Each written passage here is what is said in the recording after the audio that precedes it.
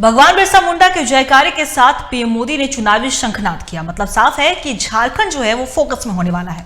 ऐसे में इसी पर और भी ज्यादा बातचीत करने के लिए हमारे सहयोगी शरद चंद्र हमारे साथ बने हुए हैं। शरद, इस तरीके से आज धनबाद में पीएम नरेंद्र मोदी का आगमन हुआ, काफी उनका जोरदार स्वागत हुआ है, लेकिन सबसे बड़ी बात यह है कि जब पीएम ने शंखनाद किया तो ये नारा लगा कि 400 पार का नारा, लेकिन सबसे पहले बिरसा मुंडा का जयकारा। शरद, इससे क्या मायने हो सकते हैं? बिल्कुल अंकिता, मैं बता दूं कि पीएम मोदी जब आते हैं वो जहां पर उनकी जनसभा होती है वो उस क्षेत्र से अपने आप को जोड़ते हैं और इसी जोड़ने के क्रम में उन्होंने भगवान बिरसा मुंडा का नारा लगाया और कहीं न कहीं बिरसा मुंडा की भावनाओं, बिरसा मुंडा का नारा लगाने के बाद झारखंड की भावनाएं जो हैं वो जुड़ती हैं पीएम मोदी से। तो उनका एक अलग अंदाज है बोलने का और वो जब उनका अभिवादन होता है तो वो इसी प्रकार से करते हैं। वो जहां जाते हैं वहां से जुड़ते हैं, वहां की जनता से जुड़ने की बात करते हैं। और देखिए, पीएम मोदी जो है वो एक तरफा नहीं बोलते, वो उनकी सुनते भी हैं और अपने आप को कनेक्ट करते हैं लोगों से। और यही वजह है कि जब आज प्रधानमंत्री आए यहाँ पर और मंच पर जब वो पहुंचे तो अपना अभिवादन शुरू करने के साथ उन्होंने कहा कि जितने लोग यहाँ मंच के नीचे हैं, छांव में हैं, उससे कई ज्यादा लोग जो हैं मंच के बाहर धूप में तप रहे हैं। तो इसके बाद उन्होंने फिर कहा कि जो लोग धूप में तप रहे हैं उनकी तपस्या बेकार नहीं जाएगी, उनकी तपस्या रंग लाएगी। तो इस तरह की बातें करके फिर उन्होंने उनकी तकलीफ को भी कम किया, तकलीफ को समझा जो लोग धूप में थे और अपने आप को उनसे कनेक्ट कर दिया। तो एक भावनात्मक लगाव लोगों का पीएम मोदी के साथ जुड़ जाता है। इससे लगता है कि पीएम जो है हमारे तकलीफ को, हमारे दर्द को समझ रहे हैं, हमारी जो परेशानी है उसको समझ रहे हैं। तो एक आम जन जो है, जो पीएम मोदी को कभी सिर्फ टीवी में देखा करता था, सिर्फ कैमरे की नजर से देखा करता था, आज जब वो लाइव देखा तो उनको लगा कि हमारे बीच का ही कोई व्यक्ति है जो आज देश का प्रधानमंत्री है।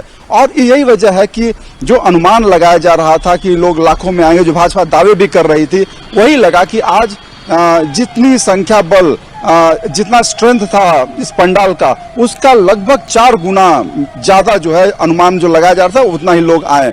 तो भाजपा जो दावे कर रही थी वो कहीं न कहीं सच साबित हुए हैं। लगभग 2 लाख से ज्यादा लोगों की संख्या बताई जा रही है कि लोग यहाँ पर पहुंचे थे। तो पीएम मोदी का ये तरीका है, ये अभिवादन करने का तरीका है, ये स्टाइल है उनका लोगों के साथ जुड़ने का। उसी अपने अंदाज में आज लोगों से जुड़े, बातचीत उन्होंने किया।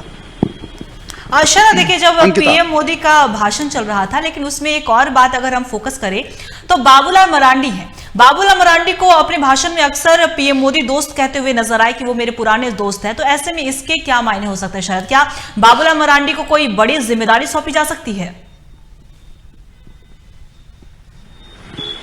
बिल्कुल, देखिए, जब पीएम मोदी ये कहते हैं कि वो हमारे पुराने दोस्त हैं तो इसमें सच्चाई है। सच्चाई इसलिए है कि जब बाबूलाल मरांडी झारखंड के मुख्यमंत्री थे तो पीएम नरेंद्र मोदी उस समय गुजरात के मुख्यमंत्री थे और भाजपा के दोनों मुख्यमंत्री थे और दोनों में एक मित्रवत संबंध था।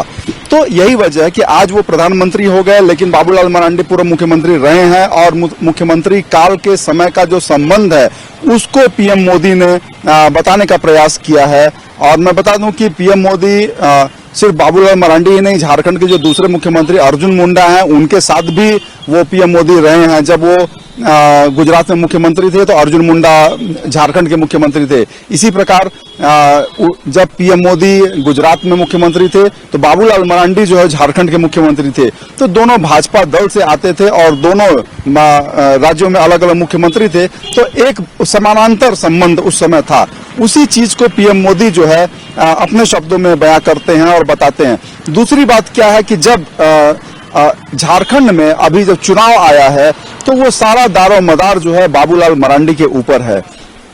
बाबूलाल मरांडी पर काफी जवाबदेही है और पूरा संगठन का चुनाव जो है वो उनके कंधे पर है। यही वजह है कि पीएम मोदी उन पर भरोसा भी करते हैं और उनको सारी जिम्मेवारी भी सौंपे हुए हैं। और ये आने वाला जो चुनाव होगा इसमें बाबूलाल मरांडी का कद भी बढ़ेगा अगर भाजपा यहाँ अच्छा प्रदर्शन करती है। जैसा कि अब भाजपा दावे कर रही है कि 14 के 14 जो है भाजपा की झोली में आएंगे। हालांकि 12 सीटें पहले से थी, लेकिन गीता कोड़ा के आ जाने के बाद अब सीटें और बढ़कर 13 हो गई भाजपा की। और जो भाजपा अब दावे कर रही है कि 14 की 14 सीटें भाजपा की होंगी, अगर ये दावा सही होता है तो बाबूलाल मरांडी का कद काफी ऊपर हो जाएगा और पीएम मोदी उन पर काफी भरोसा करते हैं। और यही वजह है कि आज मंच पर भी पीएम मोदी उनसे बात करते दिखे। बीच बीच में वो बाबूलाल मरांडी से बात कर रहे थे, उनसे कुछ चीजें साझा कर रहे थे। तो ये सब बातें और उनकी जो बॉडी लैंग्वेज है उससे पता चल रहा था कि बाबूलाल मरांडी को और ज्यादा जिम्मेवारी दी जा सकती है। और एक बड़े चेहरे के रूप में, झारखंड के एक बड़े चेहरे के रूप में बाबूलाल मरांडी यहाँ पर दिख रहे हैं। अंकिता, बहुत बहुत शुक्रिया तमाम जानकारी के लिए। तो बता दें आपको कि पीएम मोदी ने अपने कोयलांचल दौरे पर जमकर सौगातों की बारिश की है और साथ ही साथ अगर हम पीएम मोदी के भाषण की बात करें तो उन्होंने झारखंड सरकार पर भी निशाना साधा और कह सकते हैं कि भगवान बिरसा मुंडा के जयकारे के साथ पीएम मोदी ने चुनावी शंखनाद किया। मतलब ये साफ है कि झारखंड कहीं ना कहीं फोकस में है। तो दूसरी तरफ बीजेपी का पूरा जोरदार दावा किया जा रहा है कि झारखंड में वो 14 के 14 सीटें जीतेंगे और साथ ही साथ 400 के पार जाएंगे। लेकिन अब ये समय ही बताएगा और आने वाला चुनाव में ही देखने वाली बात हुई कि आखिर ये जो चुनावी शंखनाद है पीएम नरेंद्र मोदी का वो कितना रंग लेकर आता है।